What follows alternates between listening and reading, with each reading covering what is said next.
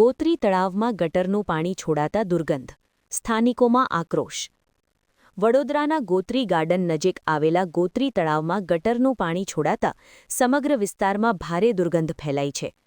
સવાર સાંજ ફરવા આવતી જનતા તેમજ રમવા આવતા બાળકોના સ્વાસ્થ્ય પર ગંભીર જોખમ ઊભું થયું હોવાનું સ્થાનિકો જણાવી રહ્યા છે। સ્થાનિકોના આક્ષેપ મુજબ ગટરનું પાણી તળાવમાં ભળતા માછલીઓ મરવાના બનાવો પણ બનતા હોય છે। દૂષિત પાણી છોડવાના કારણે પર્યાવરણને નુકસાન થઈ રહ્યું છે।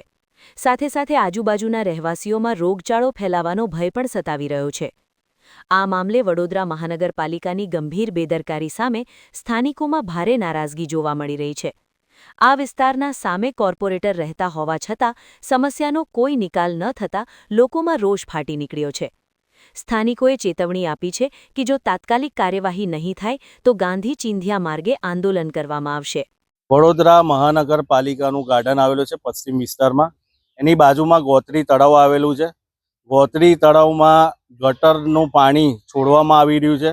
ગટરનું પાણી છોડવાની સાથે સાથે આજે ગાર્ડનમાં લોકો, વડીલો, નાગરિકો અને નાના ફૂલકાઓ જે ચાલવા માટે આવતા હોય છે ત્યાં દુર્ગંધ આવી રહી છે। આનું તાત્કાલિક ધોરણે નિરાકરણ લાવવું જોઈએ, કારણ કે 30 વર્ષથી ભારતીય જનતા પાર્ટીનું શાસન છે।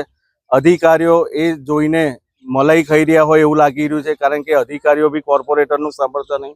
નડિયાદથી તળિયા સુધી ભારતીય જનતા પાર્ટીનું શાસન છે। તો આ બધું જોવાનું રહ્યું એ કે ભાઈ પબ્લિકને, નાના ફૂલકા બાળકોને તકલીફ ના પડે।